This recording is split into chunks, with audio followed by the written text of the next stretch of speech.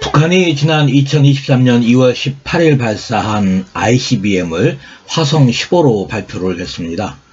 북한의 발표와 한국과 일본이 발표한 내용을 비교 분석을 하고 몇 가지 의문점을 간단히 정리하고자 합니다. 우선 비행시간입니다. 북한은 총 비행시간을 4015초 약 1시간 07분으로 공개를 했습니다. 우리 합참이 발표한 발사 시간이 17시 22분입니다. 일본 방위성이 발표를 한 낙하물의 탄착 시간은 18시 27분입니다. 한일의 발표를 종합해보면 화성 15의 비행시간은 1시간 05분입니다. 따라서 북한, 한국, 일본 간의 발표에는 약 2분간의 편차가 발생을 합니다. 대동소이하다고 볼 수 있겠습니다. 두 번째는 비행거리입니다. 북한이 발표한 비행거리는 989km입니다. 일본이 발표한 낙탄 수역은 홋카이도에 있는 오시마 오오시마 서쪽 200km 해상입니다. 발사 원점인 순안공항 남북 활주로 사이에 있는 유도로에서부터 낙탄 수역인 오오시마 오오시마까지의 거리는 1180km입니다. 이 거리에 1187km에서 북한이 발표를 한 비행거리 989km를 빼게 되면 198km가 남습니다. 일본이 공개한 오시마, 오오시마 서쪽 200km 해상이 낙탄 수역이라는 것과 일치를 합니다. 세 번째는 정점 고도입니다. 고각 발사를 했기 때문에 사거리와 연동을 시켜서 말씀을 드리겠습니다.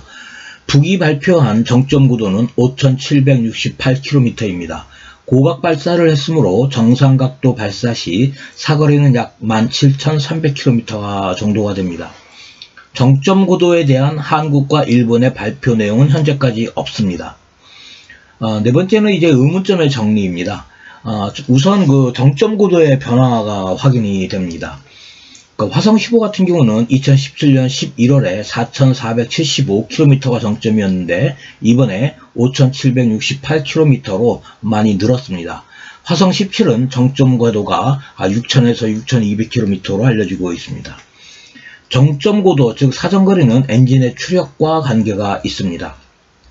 로켓 전문가인 탈 인바에 따르면 통상적으로 ICBM의 경우 30분간 비행할 경우에 중력의 영향으로 고도 2000km를 상승을 하고 거리는 1000km를 비행을 합니다. 로켓에 사용이 되는 엔진의 추력에 따라 다르지만 탈 인바의 그 주장은 과거 북한이 공개한 자료 중 화성 12 중거리 탄도탄은 발사 후 30분에 고도 2000km라는 범주에 들어갔지만 2023년 2월 28일 발사한 화성 15의 비행시간은 4015초이므로 정점 고도인 5768km에 도달하기에는 턱없이 부족한 시간이라는 겁니다. 2012년에 발사를 했던 나로호 3차 발사의 경우를 대입을 해보면 현재 화면과 같이 발사 후 3분 49초 후에 고도 193km에 도달을 합니다.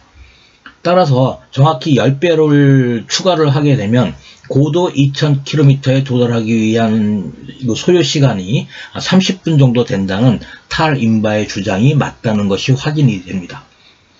따라서 2월 18일 북한 화성 15의 정점 고도와 비행시간은 사후에 면밀한 검증이 필요할 것 같습니다.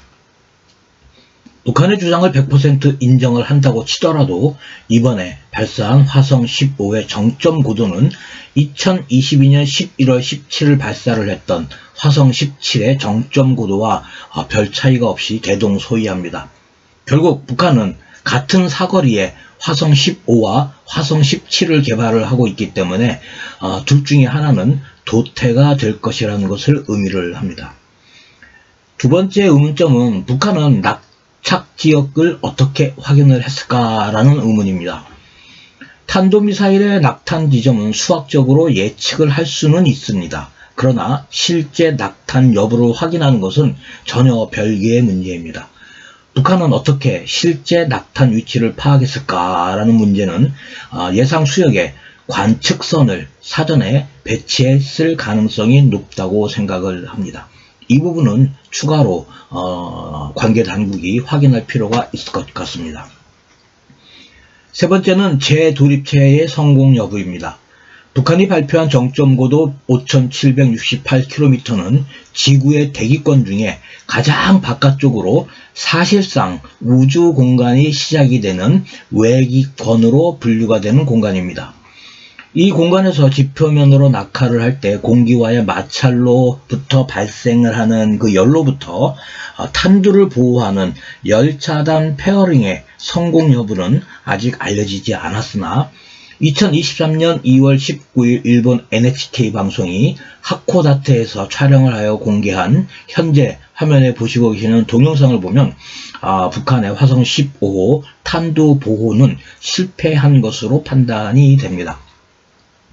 NHK 촬영 시간과 위치로 볼 때 화성 15의 2단 추진 로켓의 낙하물은 전혀 아니고 탄두로 보아야 할 것 같습니다. 네 번째는 발사 원점입니다. 북한이 공개한 영상을 보면 배경에 송전탑 2개와 안테나와 비슷한 구조물이 여러 개 식별이 됩니다. 순환비행장 인근에 이러한 구조물이 식별이 되는 곳은 순환에 있는 2개의 활주로, 남북 활주로 중에 남쪽 활주로의 여객청사 건너편에 있는 항공기 계류장 뒤쪽입니다. 따라서 이곳이 발사 원점입니다. 다섯 번째는 기습 발사 훈련 운운을 한 북한의 주장입니다. 북한은 중앙통신을 통해 김정은이 명령을 하달한 후 9시간 22분 만에 화성 15를 기습적으로 발사했다라고 밝히고 있습니다. 그러나 북한이 화성 15를 발사하기 19시간 전에 탈 인바는 이를 예측을 하고 개인 SNS 계정에 밝혔었습니다. 또한 일본 방위성은 F-15J에 카메라를 장착하여 초계 비행을 하면서 영상을 촬영을 했고 NHK는 하코다테의 야외에 미리 카메라를 설치하여 낙하물을 촬영을 했습니다. 따라서 사전 정보 없이는 실행할 수 없는 일들입니다.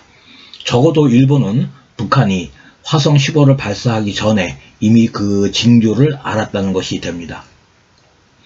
또한 본인의 방송처럼 2월 16일 밤부터 17일 새벽까지 미 공군의 RQ-4B와 2월 17일 새벽 이후에는 미 공군의 RC-135V 리벳 조인트와 미 해군의 EP-3가 한반도를 동시에 정찰을 하고 있어서 미 정보 당국도 이미 알고 있었다는 방증이 됩니다.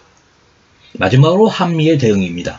합참은 2023년 2월 19일 미 공군의 B-1B 전략 폭격기가 한반도에 전개한 가운데 서해에서 연합공중훈련을 실시했다며 사진과 영상을 공개를 했습니다.